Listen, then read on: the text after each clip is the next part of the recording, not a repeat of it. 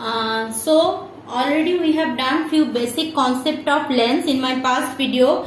Now this is the time to do that what I am telling, that is regarding lens maker formula. Now I am considering that already you know what is focal length of a lens and what is optical center of a lens, what is principal axis of a lens, that we already know. So I am not going to that discussion. I am not going to that discussion because that is only the time consuming part. Now others you know, I know, because already lens too many times we have done that diagram. So coming for lens maker's formula. So what is the difference between our previous formula and this lens maker formula? Lens maker formula is that formula which relate that object distance, image distance and focal length of the lens. Clear? Object distance and image distance and focal length of a lens. Means in between any that's three quantity, I know that two quantity. Another thing I can easily calculate, that will help us a lot. Clear? So and you can verify also. Means suppose in class what we are doing during practical section, that we are dealing with the convex lens. So when we are dealing with the convex lens, there we can see that that outside there is the image object, there is that vision of that tree, house, newly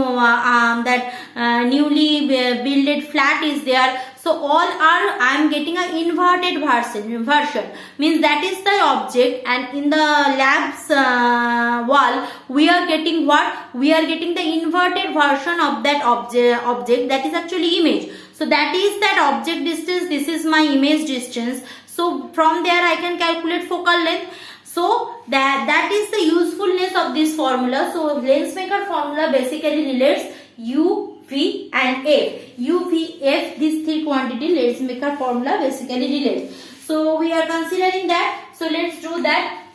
So first of all, let's draw a convex lens. Thin convex lens I am considering. So here I am having that principal axis.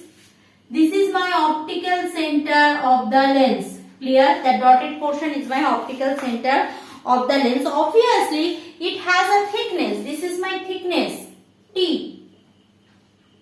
Thickness of the lens. How much thick it might be. Then obviously I will consider that it is a, if it is a thin lens, then something is possible, and if it is a thick lens, then something possible. So first of all, if I am having this is as lens, so obviously what is happening, from object a ray incident on the lens. So this is my object, a ray incident on the lens. Incident on the lens. So when it is incident, obviously this surface, for this surface I am having radius of curvature this side, and for this surface I am having radius of curvature this side. So if I am considering that dotted surface, so radius of curvature will be here, somewhere here. So from radius of curvature, if I draw a perpendicular or normal, so this is my direction of the normal, done just like previous. So if this is the direction of the normal, so obviously ray will bend towards the normal. So ray is bending towards the normal and falls here in the second surface of the lens. So when it falls in the second surface, obviously it is the denser medium, it is the rarer medium. So what will happen? It will move a little bit away from the surface. Here comes the point. Now this is my second surface, so I need to draw normal along this. So this is my second surface. So here the radius of curvature will be somewhere here. Clear? So if my radius of curvature is here, this is the normal. So it is moving away from normal. So if this is my normal, it is moving away from the normal. So it is moves somewhere here. So this is my image. Clear? So that was my object, this is my image. So in my PDF I will give a detailed version of this. So take it as C1, this is as C2. because I need the space for calculation also. Similarly, this surface will be the mu1 surface, this surface also mu2 surface, and in between that I am not writing this surface is that mu2 surface. Sorry, this is mu1 because this is air, this is also air, this is the in between that lens and air, so this is the mu2 surface. Done. Thickness of the lens already I had considered. Now what I will do, first incident I am taking as A, second incidence I am taking as B, this is O, object O, this is I. Okay. Now after that done. Now if the ray is not suffering a next refraction like that, so it should move like this and falls here I prime, means I am telling instead of this second surface, if there is no surface, so the ray should meet here at I prime, that's I am telling. Clear? So that's two things I need, nothing else. Now what I am having? I am having object distance. Achha. Now for this surface, this first surface, I am taking, this is my pole P1 and second surface, this is my pole P2. Already all set. Now let's take other things. First of all, what is the radius of curvature?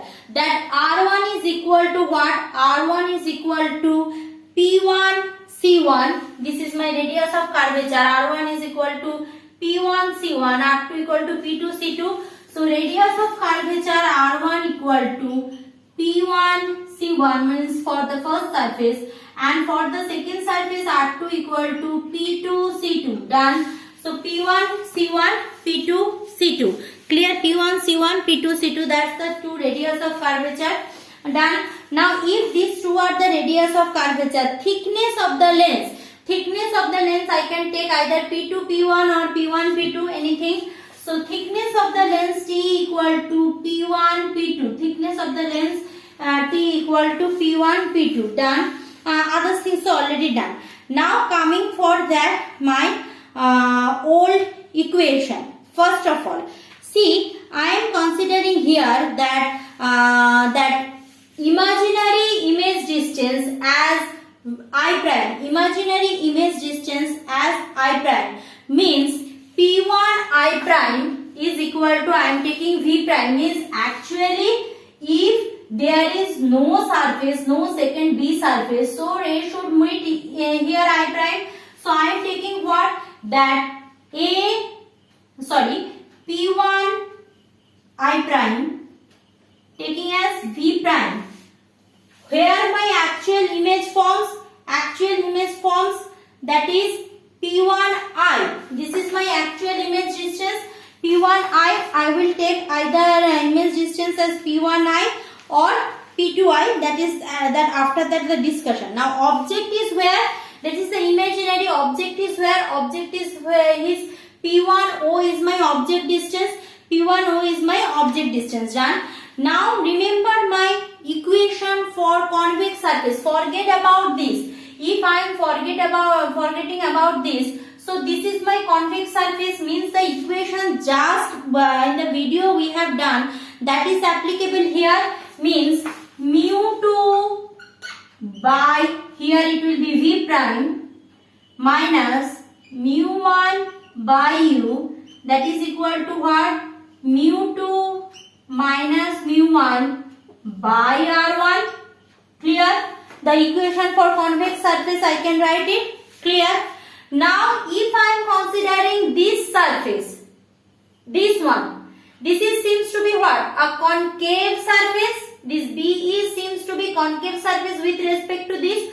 So if I am considering along this concave surface, what is my what I am telling, what is my image distance? See, here total V prime is actually what? V prime means there is a T. So see, V prime means P1 I prime, there is a small t. So if I am taking P2 I prime as my V, so P1 I prime is what?